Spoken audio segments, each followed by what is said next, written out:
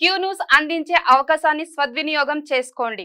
సమస్య ఎక్కడున్నా నేనున్నానంటూ ధైర్యంగా ప్రశ్నిస్తూ రాజకీయాల పట్ల అవగాహన కలిగిన అనుభవం గల రంగారెడ్డి హైదరాబాద్ రిపోర్టర్లు కావాలను సంప్రదించవలసిన నెంబర్లు 8688926084. రెడ్డిగా కులగణన కోసం కాంగ్రెస్ పోరుబాట.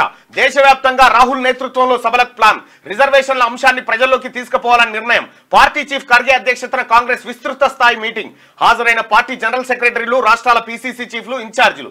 రాబోయే రాష్ట్రాల ఎన్నికల వ్యూహాలపై చర్చ. మీటింగ్ కు తెలంగాణ నుంచి ఇన్ఛార్జ్ దీపాదాస్ మున్షి హాజరు. సెబీ చైర్పర్సన్ ను తొలగించాలనే డిమాండ్ తో ఈ నెల 22న ఈడీ ఆఫీసుల ముట్టడి అంటూ కేసీ వేణుగోపాల్ ప్రకటన చేసిండు.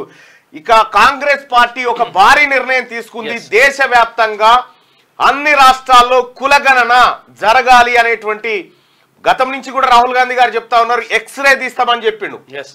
ఉన్నది ఉన్నట్టుగా మొత్తం ఎక్స్రే తీస్తామని చెప్పిండు. అదే విధంగా తెలంగాణ రాష్ట్రంలో కూడా ఇప్పటికే రాష్ట్ర ప్రభుత్వం ముందుకొచ్చింది, కులగణన చేయాలని నిర్ణయం తీసుకుంది.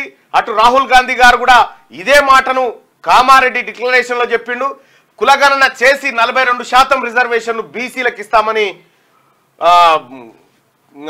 రాహుల్ గాంధీ గారు చెప్పడం జరిగింది. రాహుల్ గాంధీ గారి మాట శిలాశాసనమే.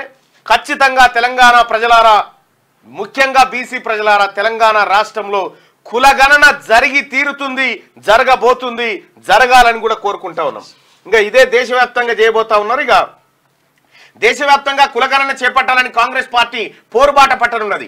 భాజపా జనాభా ప్రాతిపదికన రిజర్వేషన్లు అమలు చేయాలనే డిమాండ్ తో ప్రజల్లోకి వెళ్లనున్నది. కులాల వారీగా జనగణన జరిగితేనే వెనుకబడిన వర్గాల ప్రజలకు న్యాయం జరుగుతుందనే నినాదంతో అగ్రనేత రాహుల్ గాంధీ నేతృత్వంలో దేశవ్యాప్త బహిరంగ సభలకు పార్టీ ప్లాన్ చేస్తున్నది. ఈ సభలతో త్వరలో 5 రాష్ట్రాల్లో జరిగే అసెంబ్లీ ఎన్నికలకు సన్నద్ధం కావడంతో పాటు దేశవ్యాప్తంగా అన్ని వర్గాల ప్రజలకు దగ్గర కావాలని నిర్ణయించింది. ఇందులో భాగంగా తెలంగాణలోనూ ఒక సభ నిర్వహించనున్నట్టుగా సమాచారం. తెలంగాణలో డిమాండ్ ఏం లేదు, ఇక అమలు సభనే. అది అమలు సభ నిర్వహించాలి. ఎందుకంటే తెలంగాణలో కాంగ్రెస్ పార్టీ అధికారంలో ఉంది, కర్ణాటకలో అధికారంలో ఉంది. కర్ణాటకలో ఆల్రెడీ క్యాస్ట్ సెన్సస్ చేసిరు. ఇక డీకే శివకుమార్ కొద్దిమంది వేరే వాళ్ళు ఎవరో అడ్డుపడుతున్నారని చెప్పి చెప్తా ఉన్నారు వార్తల్లో. అది ఎంతవరకు నిజమో తెలియదు. కానీ తెలంగాణలో కులగణన చేయడం ద్వారా చాలా చాలా మార్పులు వస్తాయి ప్రజలారా. ఈ కులగణన చేయడానికి కొంతమంది అడ్డుపడుతుండొచ్చు, వాళ్ళు అడ్డుపడ్డా ఇక ఆగదు. ఎందుకంటే అక్కడ రాహుల్ గాంధీ గారి నిర్ణయం తీసుకున్నారు కాబట్టి కులగణన జరిగి తీరుతుంది. నాకున్న సంకేతాల ప్రకారం ఇట్ విల్ బి గోయింగ్. నడుస్తుంది. క్యూ న్యూస్ అందించే అవకాశాన్ని సద్వినియోగం చేసుకోండి.